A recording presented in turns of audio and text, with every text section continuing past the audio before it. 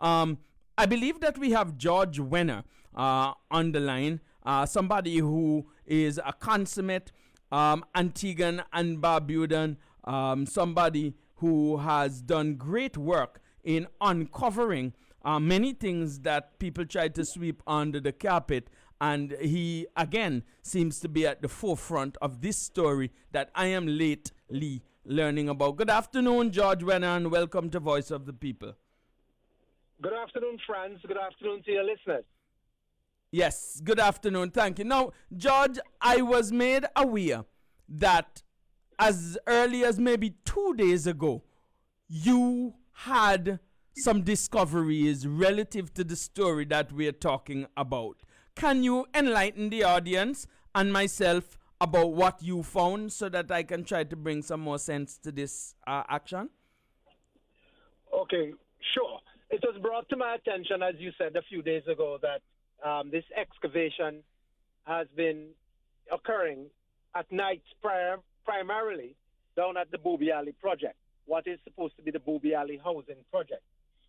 And so I went on scene and I was able to, get a video of the area. And to my surprise, I saw a big trench, a rectangular-looking trench immediately east of the Bethel Anglican Church. So those of you who know of the Booby Alley project, immediately east of the Bethel Anglican Church in the point, there's a trench about 100 meters in length.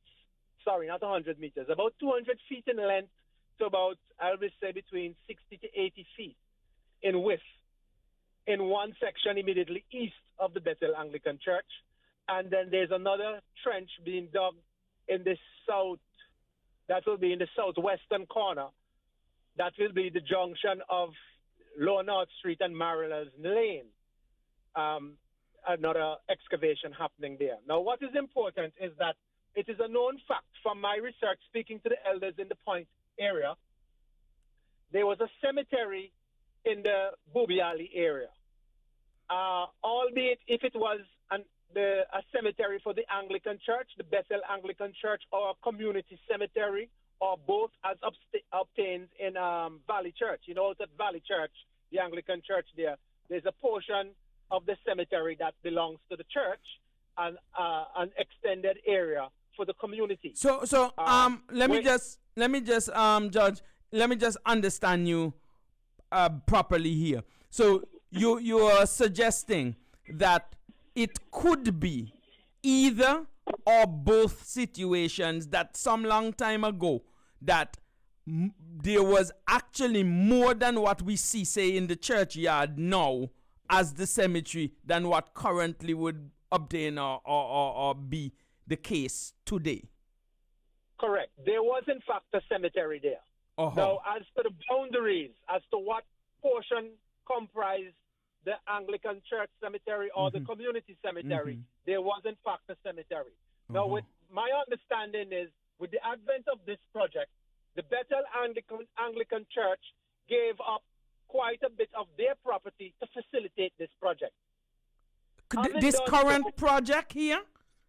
That's correct. That's my research. Oh. They gave up quite a bit of their lands in the area when the residents were clearing out to facilitate this project. Oh. Having surrendered their lands, quite a bit of portion for the lands, and just confined to a space immediately around the physical structure of the worship facility, the Bethel Anglican Church.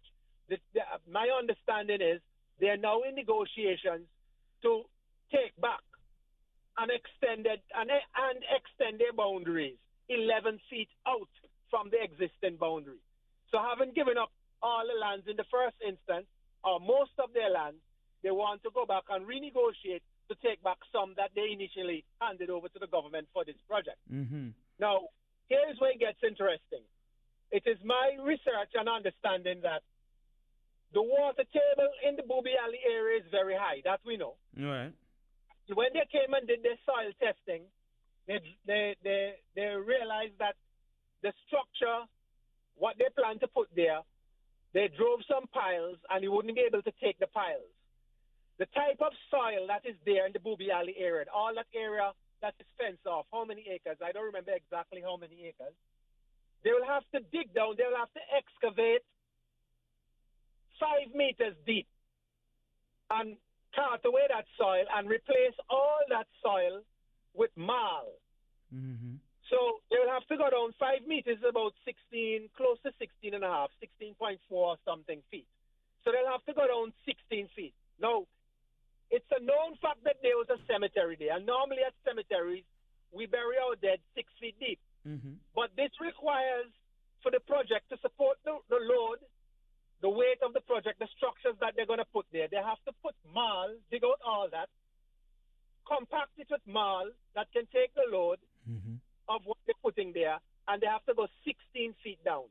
Wow. Now, this is not overnight. This is going to take several months for this to happen, almost half a year Right. for all that to happen. And this would have been known by the officials, even by the cabinet, I'll venture to say. Now, it is known that there's a cemetery there, and I think Alistair made reference to the Public Health Act, section cap 353, and if you can look up section 161, the disinterment. For you to dig 16 feet down in an area that was a known cemetery, You must disinter. And so this should have gone before cabinet. The Mm-hmm. Minister of Health has to speak on this matter Mm-hmm. because it's a public health issue, and cemeteries fall under the Minister of Health. Right. And the question is, what are they doing in cabinet? What discussions did they have? Who granted permission for the disinterment of our ancestors? Mm-hmm. And having disinterred them, where have they taken them? Now, my research is showing that they have taken them somewhere in the vicinity of the Port Authority building, the new building that they have, the administrative building, somewhere on the northern side of that building, close to the water's edge at Dredge Bay. Let me just ask you, George, over there is a known rubbish heap? No, sir. Oh. The only dump that I know of in Antigua is the Cook's landfill. So why would they dispose then of any material in that area? Well, that's a question for the Prime Minister to answer, for the Minister of Health to answer, for the Attorney General to answer. This is a huge issue. Mm-hmm. And they knew that they ran upon this problem because the soil type cannot support the structure. And even if they replace it with marl, there's such a thing in geology that is called liquefaction. Mm-hmm. So if we have any tremors or anything of the sort and the soil is unstable, with the shaking of the soil, it becomes very liquid, and whatever structure that is there can sink. Mm-hmm. It becomes a sinkhole. Not only that, that area in the Booby Alley in Mariners Lane is in a disaster area should we have a tsunami. Correct. When they do the tsunami drills with nods will tell you in town, the high ground in town is actually on the hill by the Anglican Cathedral. Mm-hmm.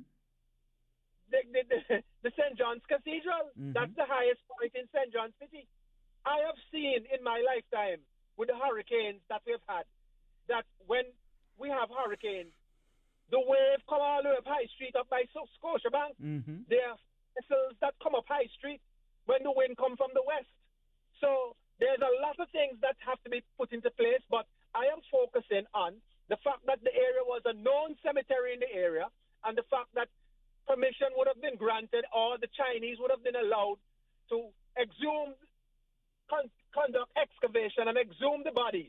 Now, to the point that Brother Alistair made earlier, even in China, in Xi'an province, where you have the terracotta warriors, Yes. some farmers stumbled upon digging, and that area that they found all the terracotta warriors, the artifact, it's now a national treasure. Currently? Almost wonder of the world, and everything ceased. And it is now a place that is visited by millions. So if it is that they knew that there was an area for a cemetery for our ancestors who were interred there, why they allow them to go 16 feet down? Yeah. And just to dispose of them? But let me And just under no ask you. supervision. Let me just ask you, Judge. I know you're not an engineer, but the digging that you're talking about, wouldn't the engineers of the company who are supervising the construction and overseeing this know that they would have to dig 16 feet down? And would there not have been some assessment of the area that they are digging to figure out what the conditions were in that particular area as a part of the general construction pre-work that is done? Just correction there. I'm not a civil engineer, but I'm a member of the graduate of the U.S. Army Corps of Engineers. Okay. All right. As a graduate of the U.S. Army Corps of Engineers, we construct bridges, roads, airfields, and we, Well, that gives me more. That gives you more credential to answer that question. So I'm telling you clearly, the authorities are at fault. Something went wrong somewhere. And the fact that it is not an unknown area, we're stumbling upon this find. It is a known fact that there was a cemetery in that area for them to give the authority to proceed. We want to see on whose authority. And where does the minister and the Ministry of Health fall in this? And where does the Attorney General fall in this? And where does the Prime Minister, who is also the representative of the area, fall in this? Can I where also... does the Cabinet of Antigua and Barbuda fall in this to proceed? Can I also... With great haste to allow this to happen. Can I also... of our ancestors. Can I also ask if DCA would have any authority in this regard? Well, the Development Control Authority for Structures. This plan will have to be approved by the Development of Control Authority. And would they know at the DCA where the digging would happen, and the fact at the DCA that there could have been in the past some sacred ground that they would be digging close to at the DCA? Of course, the plans for the construction would have to be approved, and a copy of the plan is kept by the Town and Country Planner at the Development Control Authority. So all these entities of government will have to have a say as to the approval, the go or the no-go for this project. So we can't say that they didn't know. So the integrity of the cemetery is in place. And if permission is granted, where they're going to exhume the bodies and where they're going to rebury them. Judge, and we haven't heard anything in the public. We haven't heard anything at all. Judge, this is a massive problem as far as I see it. Maybe I don't understand it right, but if it's one thing I can ask of you over the next few weeks, I will actually be doing the show from Ghana, but I'll be available via WhatsApp. Is it possible that as you follow up on the many parts you have already started to look into, if you could just apprise us and from time to time tell me what additional information you have learned relative to this, because I think that this is an important issue for the history, culture, and people of Antigua and Barbuda.